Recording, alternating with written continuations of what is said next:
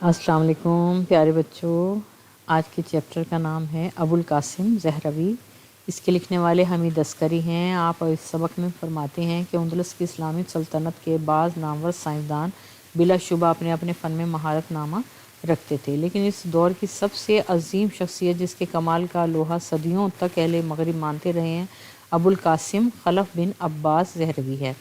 Spain کے مشہور حکمران عبد الرحمن ناصر نے اپنے دارالسلطنت قرطبہ سے 4 میل کے فاصلے پر ایک عظیم الشان محل تعمیر کروایا تھا اور اس کا نام اپنی ملکہ زہرہ کے نام پر قصر زہرہ رکھا تھا۔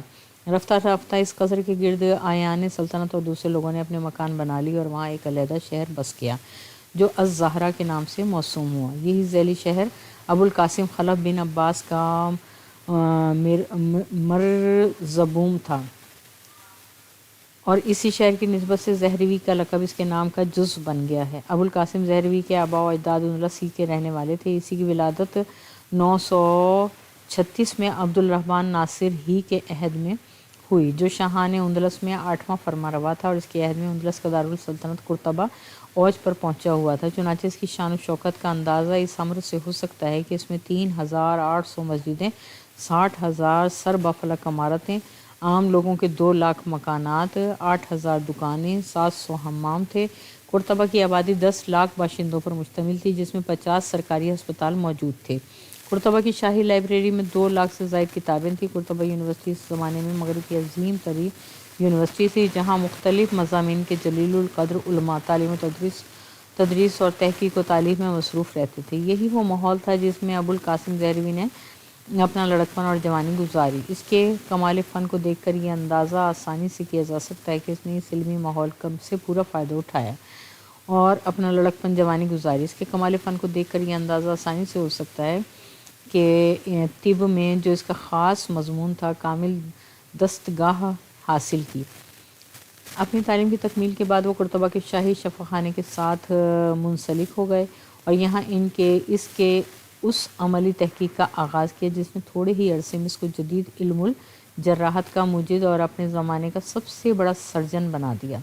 موجودہ زمانے میں علم علاج کے جو 2 طریقے، یعنی علاج بالدوا میڈیسن اور علاج بالجراحت سرجری، ہسپتالوں میں مروجہ ہیں۔ ان کے متعلق یہ خیال عام ہے کہ اگرچہ مغربی طب یعنی ایلوپیتھی دیسی طب ہی کا چربہ ہے، مگر جراحت یعنی سرجری خاص مغربی ڈاکٹروں کی چیز ہے، جس میں کوئی ان کا ہمسر ہی نہیں ہے۔ لیکن اس خیال کے پھیلنے کی وجہ محض یہ ہے کہ ہمارے عوام اسلامی دور کے عظیم سرجن ابو القاسم زہروی کے نام اور ان کے کارناموں سے واقف نہیں، ورنہ یہ حقیقت ہے کہ زہروی ہی وہ عظیم شخصیت ہیں جس نے اہل یورپ کو سرجری کے فن سے روشناس کرایا۔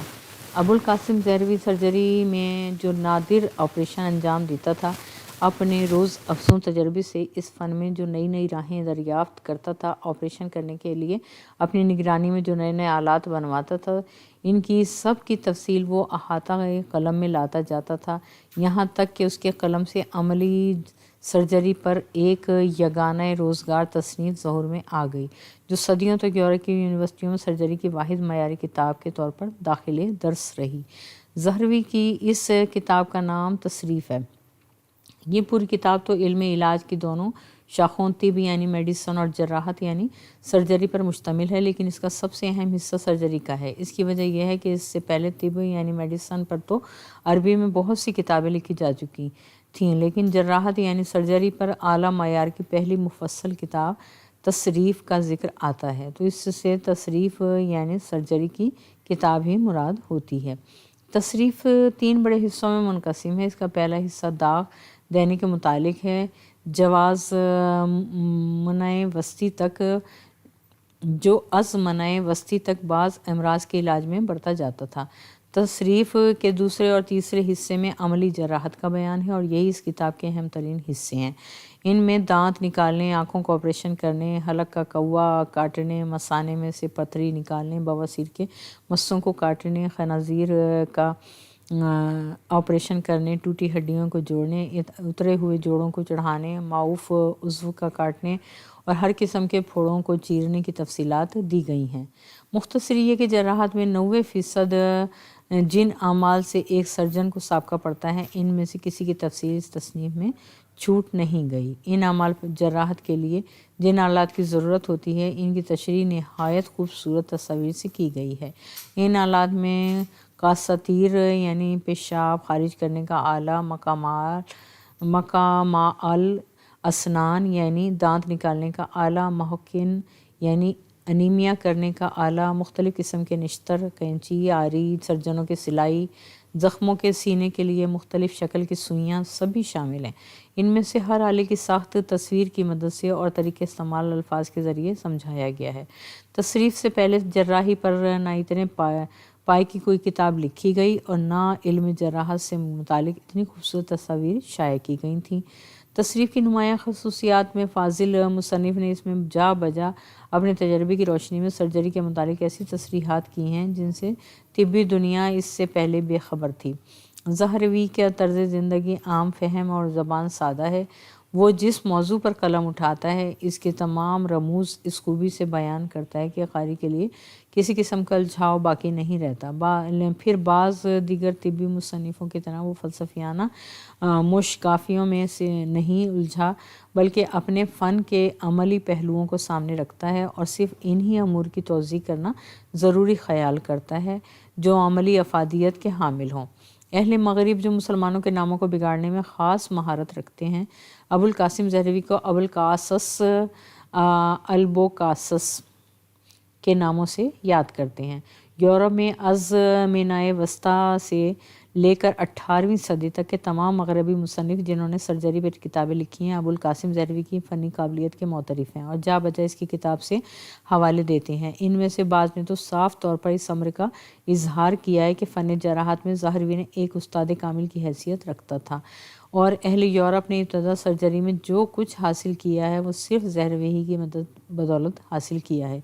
ज़हरवी की किताब तशरीफ़ सदियों तक यूरोप की तमाम बड़ी बड़ी यूनिवर्सिटियों में दाखिल दर्स रही है और मगरिब के सर्जन और किताब के मंदरजात को सनद के तौर पर पेश करते रहे।